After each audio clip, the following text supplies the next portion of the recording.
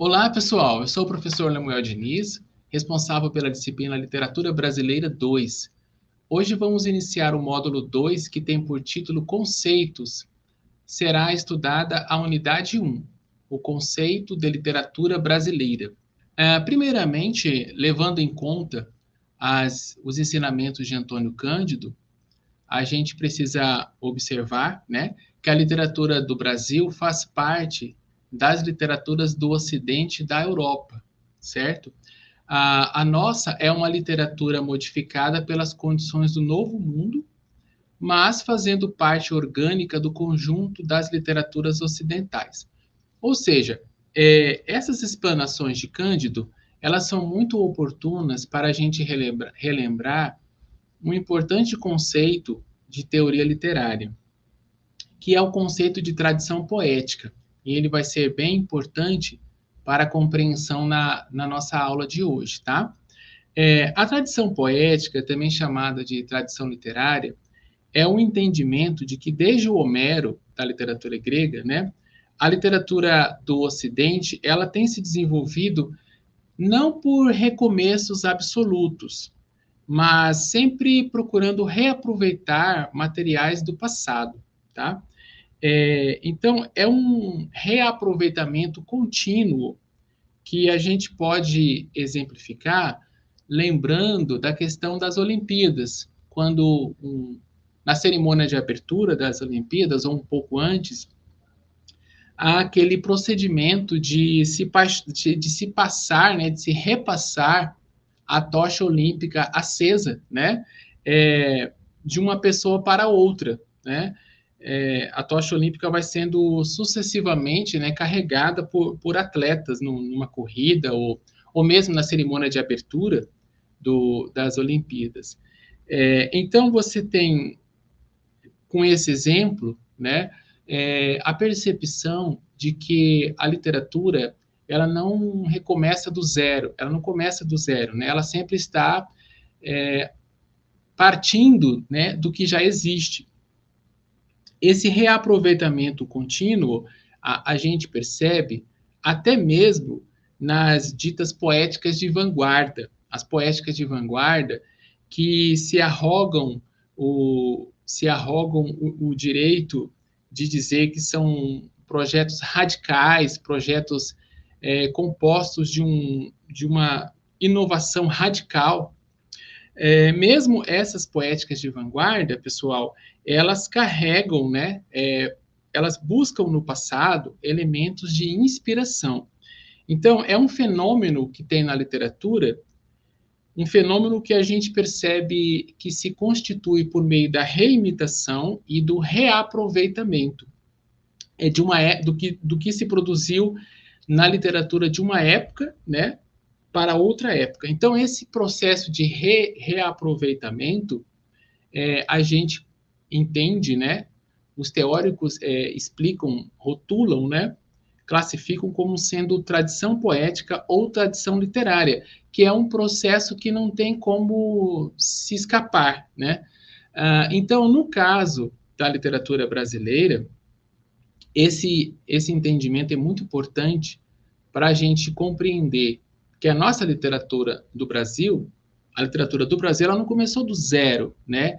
Ela começou a partir do que já existia, levando-se em conta o que já se produzia nas literaturas do Ocidente e da Europa, né? De uma forma bastante direta do que se produzia na literatura de Portugal, né? Em Portugal. Então, a nossa literatura está constituída aí dessa maneira e ela faz parte, né, do conjunto das literaturas ocidentais. E aí, nesse processo, a gente também tem as distinções, né? Porque enquanto a literatura portuguesa, a literatura francesa e a literatura italiana foram se constituindo lentamente no mesmo ritmo em que se formavam os respectivos idiomas, aqui no Brasil, né, a literatura ela acabou sendo imposta, né?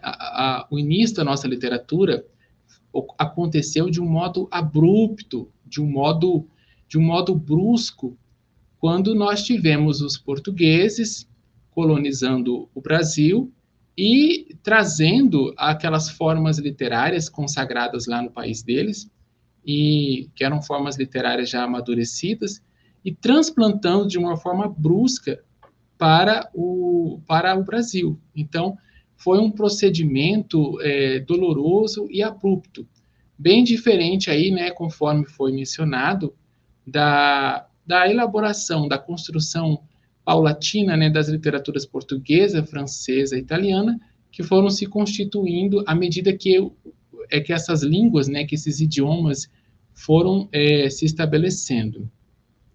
Então, o Antônio Cândido, no seu livro Iniciação à Literatura Brasileira, vai dizer que aqui no Brasil, né, língua, sociedade e literatura, né, eles foram impostos de uma forma bastante abrupta, né? O ideal seria, né, que fosse um processo contínuo, paulatino, mútuo, né, para que se alcançasse aos poucos, né, e de uma forma tranquila, a maturidade da literatura, né? Mas não foi o caso da literatura brasileira, porque no momento da descoberta e durante o processo de conquista e colonização, houve o transplante de línguas e literaturas já maduras para um meio físico diferente. Então, de repente, né, chegou aqui a língua portuguesa e a literatura de uma forma bastante abrupta, né, conforme se percebeu no processo de colonização. Então, o Antônio Cândido vai dizer, né, que a literatura brasileira resulta de um processo de imposição, né, imposição de Portugal, ao longo do qual a expressão literária foi se tornando cada vez mais ajustada a uma realidade social e cultural que aos poucos definia a sua particularidade, tá? Até nesse slide aí tem uma foto do Antônio Cândido, né, que a gente sempre está fazendo menção ao trabalho dele, e junto com Alfredo Bose, ele é considerado um dos principais teóricos da literatura brasileira e também da literatura mundial, se formos fazer justiça, né, com a qualidade desses estudiosos. Então, segundo Antônio Cândido, o conceito de literatura brasileira, ele inclui o reconhecimento de que esta é uma variante original da literatura portuguesa, né? Isso vai abranger a percepção de diversos desdobramentos que nós realizaremos nessa aula. Ou seja, a literatura não nasceu aqui, né? Ela veio pronta de fora para transformar-se à medida em que se formava uma sociedade nova.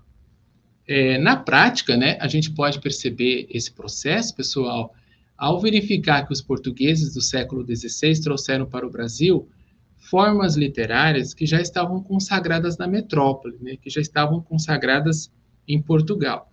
E essas formas literárias eram refinadas, né, em grande parte devido à influência italiana do Renascimento. Ou seja, lá em Portugal, né, o Renascimento, aquele movimento artístico, fez com que as literaturas, né, com que as modalidades de textos alcançassem um grau de refinamento elevado. E não tinha nada disso no Brasil, né? Então veio essa literatura refinada, né, essas formas literárias refinadas, essas modalidades de textos literários, né, refinados lá de Portugal e foram, de uma forma abrupta, né, transpostos para o Brasil. Então, o que veio de Portugal? Dentre essas formas literárias refinadas, foram a ode, né? O que é a ode, professor? A ode, pessoal, se você for se atentar para a sua explanação, uma explanação assim, mais objetiva e correta, bem direta, a gente poderia definir a ode como um tipo de poema voltado para reflexões sobre o sentido da vida. Lógico que não tinha nada disso no Brasil, né? Porque os índios não, né? Aonde que eles iriam compreender o que é uma ode, né? Mas, assim, em Portugal, esse tipo de literatura, de poema voltado para a reflexão sobre o sentido da vida, ele pode ser percebido, pessoal, por exemplo, um exemplo bem pouco mais contemporâneo é aquele poema do Fernando Pessoa, na voz do seu heterônimo Álvaro de Campos, aquele poema intitulado Ode Triunfal, que é por meio do qual o eu lírico vai fazer uma reflexão sobre o sentido da vida no contexto em que ele está vivendo, que é o contexto do advento das máquinas, né? O barulho das máquinas, a tecnologia que surgiu com as máquinas que passaram a fazer parte, né, do dia a dia do trabalhador nas fábricas. O título do poema é Ode Triunfal, é uma das odes mais conhecidas, né, na literatura de um modo geral. Tá? Além da ode, pessoal, também veio para cá, né, para o Brasil, o soneto, o tratado moral, a epístola erudita, o sermão e a crônica dos fatos, tá? Segundo as anotações do Antônio Cândido, essas foram as formas literárias que vieram de Portugal para o Brasil. Mas a gente poderia anotar também que em Portugal estavam vigentes modalidades literárias como as elegias, né? O que é uma elegia? É uma composição poética para se expressar tristeza ou sentimento melancólico.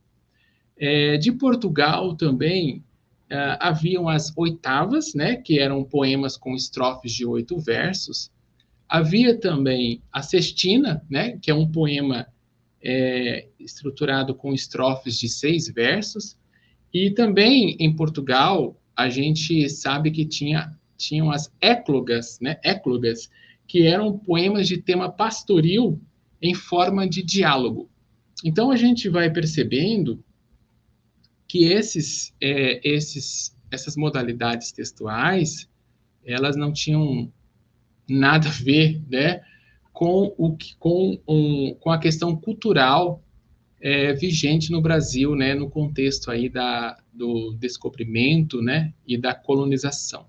Então, essas formas literárias que eu mencionei, elas são nutridas de humanismo e permeadas pela tradição greco-latina. E foram esses os instrumentos usados para exprimir a realidade de um mundo desconhecido, selvagem em comparação ao do colonizador. Tá?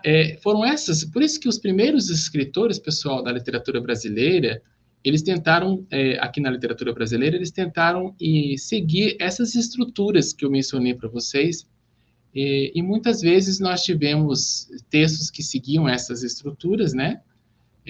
Mas que a qualidade literária era ínfima, né? Muitos que tentaram, né? Muitos escritores que tentaram produzir literatura aqui depois da colonização, né? Ou a partir da colonização, melhor dizendo, eles procuraram seguir essas estruturas, né? Essas formas literárias, mas há textos que não têm praticamente nenhuma qualidade literária, apesar de seguir a receita, né? A receita estrutural aí desses textos.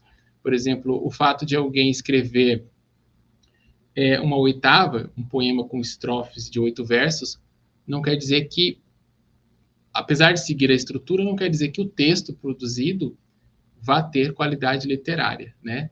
Então, a gente tivemos muitos escritores aqui que escreveram seguindo as receitas, né, que vieram de Portugal, né, essas receitas, eu digo receitas entre aspas, né, receitas a maneira que eu estou me referindo à maneira de estruturar o texto literário, né, seguindo aí esses formatos, mas nem por isso, né, nem por isso todos alcançaram, né, na verdade, inicialmente poucos alcançaram qualidade literária. O Alfredo Bose é um teórico, né, que ele vai dizer que promover o transplante das formas literárias cultivadas em Portugal era processar uma imposição cultural brutal, já que na metrópole, né, quer dizer, metrópole aqui é Portugal, né, já que em Portugal vigoravam os códigos clássicos vigentes desde a Renascença. E esses códigos, né, dispunham de macro-unidades, né, nisso também se lembram dos gêneros poéticos, né, épico, lírico e dramático, e as micro-unidades, né, no que se refere às formas fixas, como a epopeia, ode e soneto. Então, era muito brutal trazer essas modalidades textuais aqui para o Brasil, né, que na época era colônia, e esperar que os escritores aqui conseguissem, né, se exprimir aí nesses formatos literários, já que eles desconheciam todo esse novo mundo que Portugal estava trazendo para cá. No interior desses esquemas, né, o Alfredo Bose vai dizer que formalizavam categorias psicológicas, atuava uma rede de subcódigos tradicionais, topós, mitemas, símbolos, que, por sua vez, se traduziam, no nível da elocução, pelas figuras de estilo, de sintaxe e de prosódia, responsáveis pelo tecido concreto do texto literário. Quer dizer, os escritores aqui, além de não ter um conhecimento das formas literárias consagradas consagradas na Europa, né, principalmente em Portugal, eles também não tinham conhecimento dessas figuras, né, de linguagem.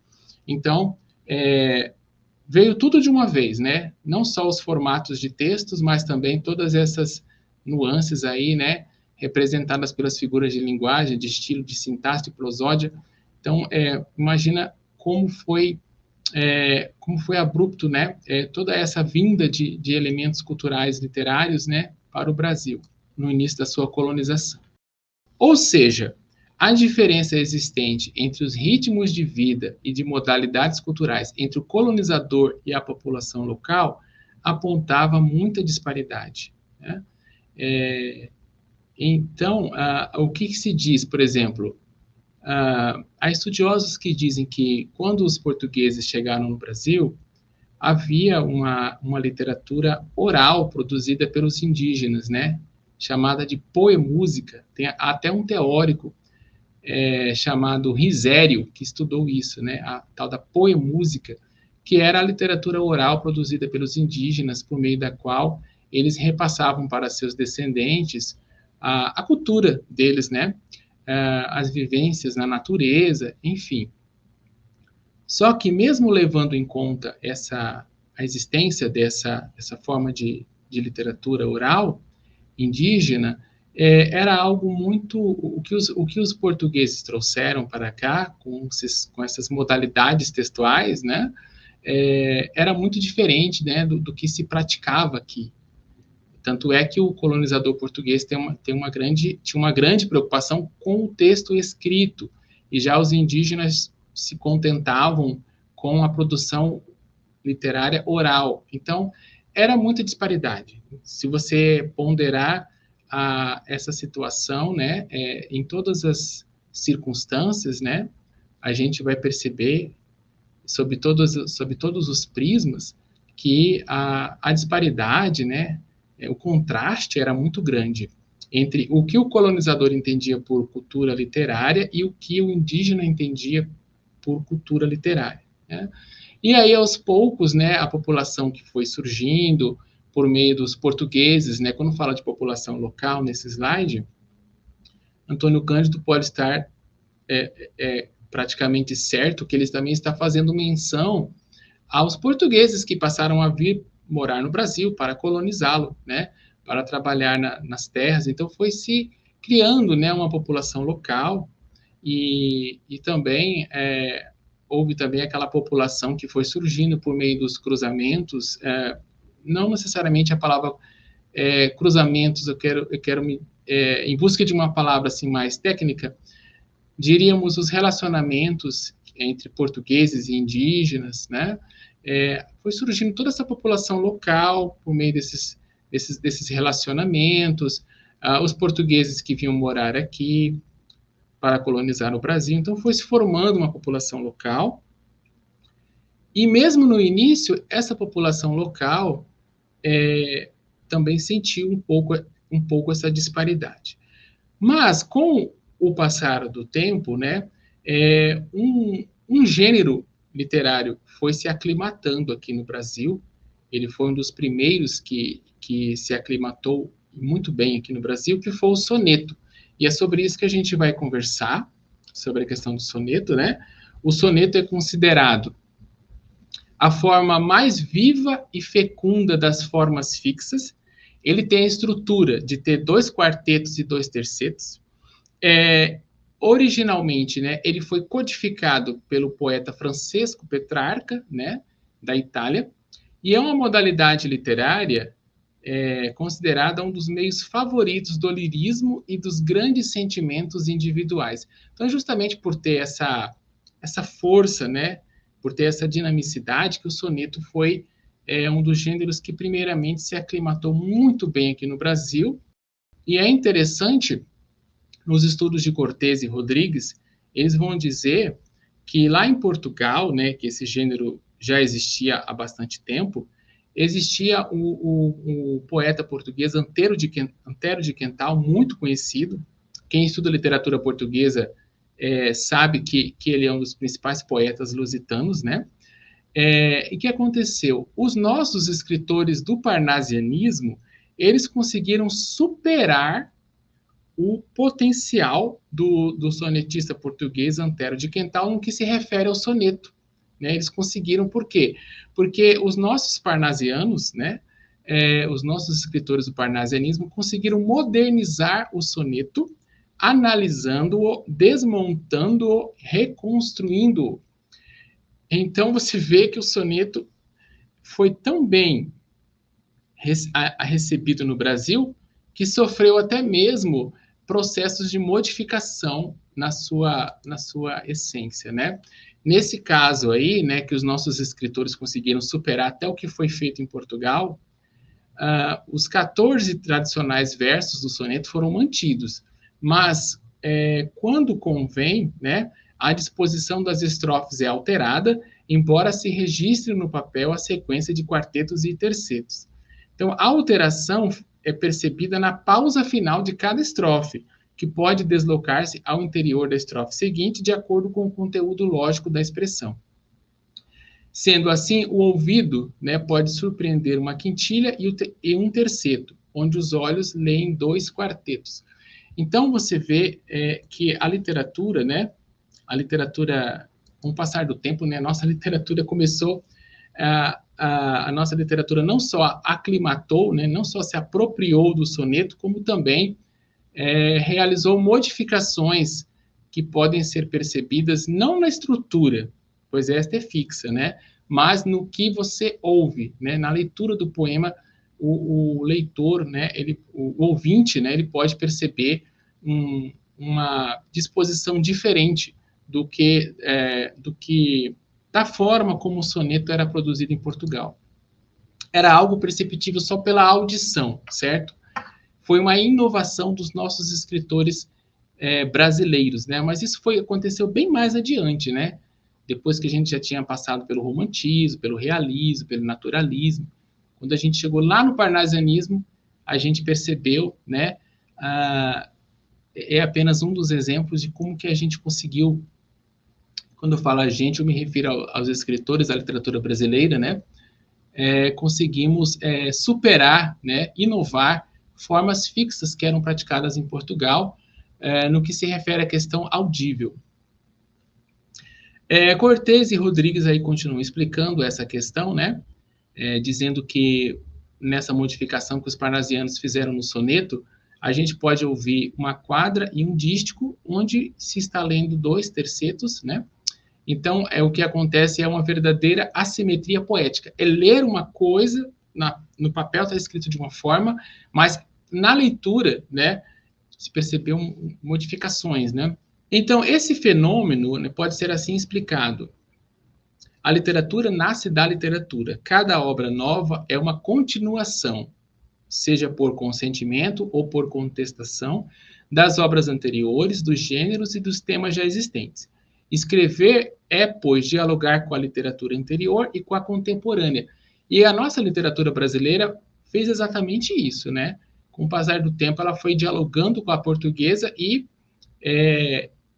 propondo, né, temas novos, modificações nos gêneros, ainda que na questão audível apenas, inicialmente, né?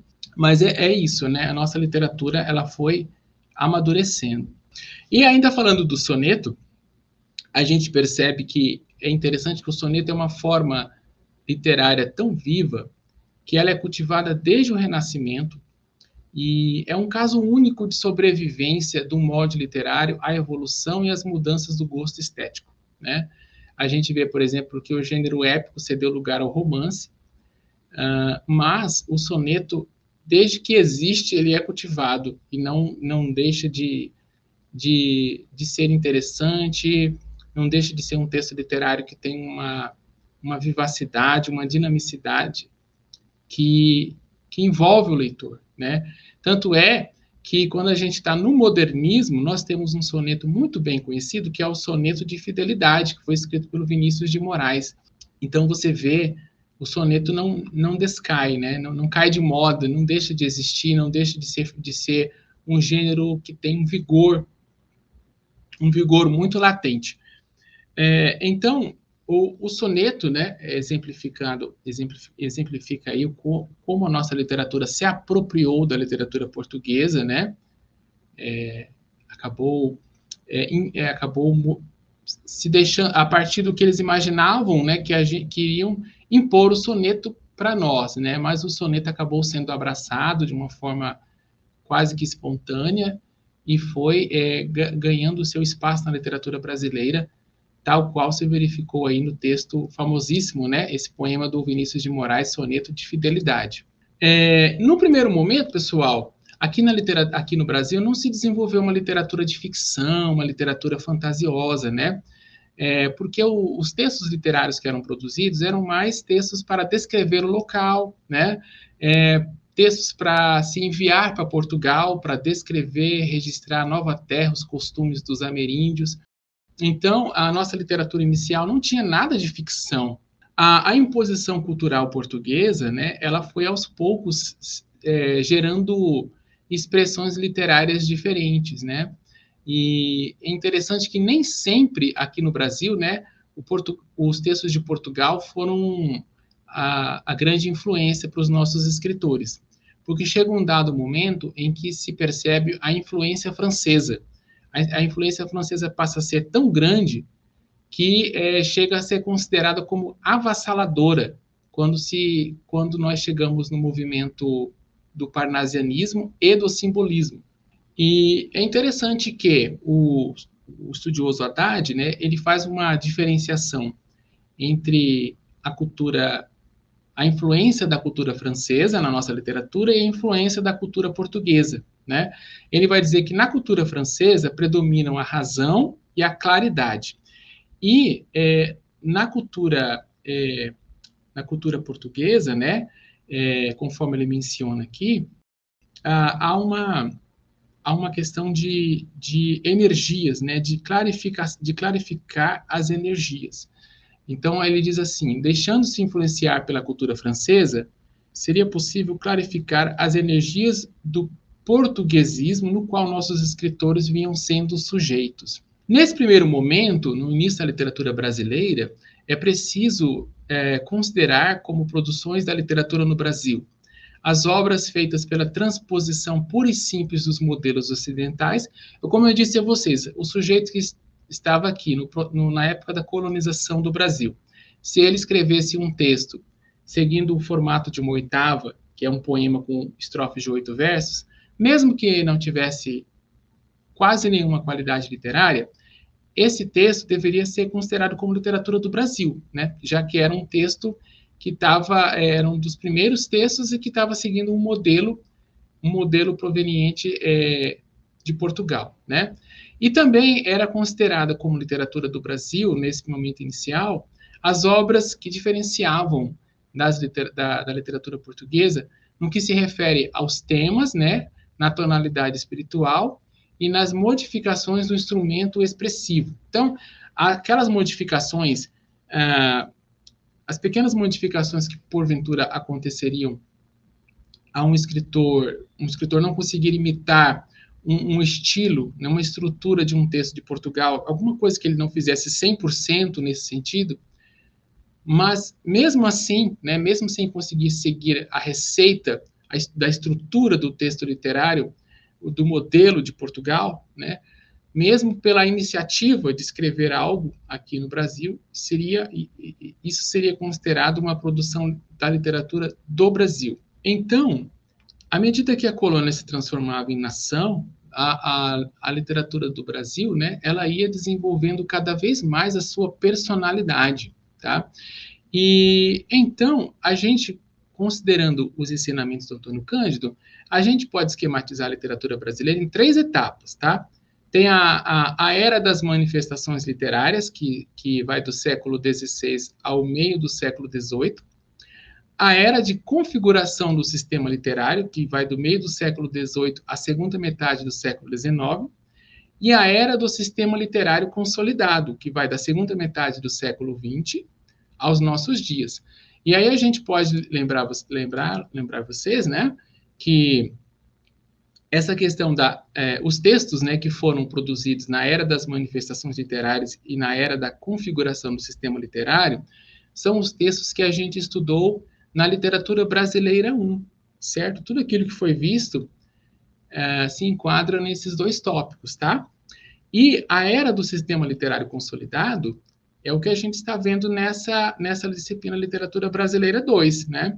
Quando a gente fala ali a partir do trabalho do Machado de Assis, nós já estamos dentro, né, da era do sistema literário consolidado. A partir do Machado de Assis até os dias atuais, nós estamos aí, né, inseridos nessa classificação aí, tá bom? E as referências mencionadas, né, Alfredo Bós, História Concisa da Literatura Brasileira, o Antônio Cândido, no seu livro Iniciação à Literatura Brasileira, as explanações sobre o soneto foram retiradas do trabalho de Cortez e Rodrigues, e do livro, e do texto do Haddad, né, do Jamil Haddad, a gente lembrou a questão da influência francesa e as suas nuances na literatura brasileira, tá? Tem também, né, o texto da Perrone Moisés, que a gente mencionou para lembrar a questão de que a literatura nasce da literatura, e as demais referências estão dispostas neste slide. Muito obrigado pela atenção, espero que tenham gostado da aula e bons estudos.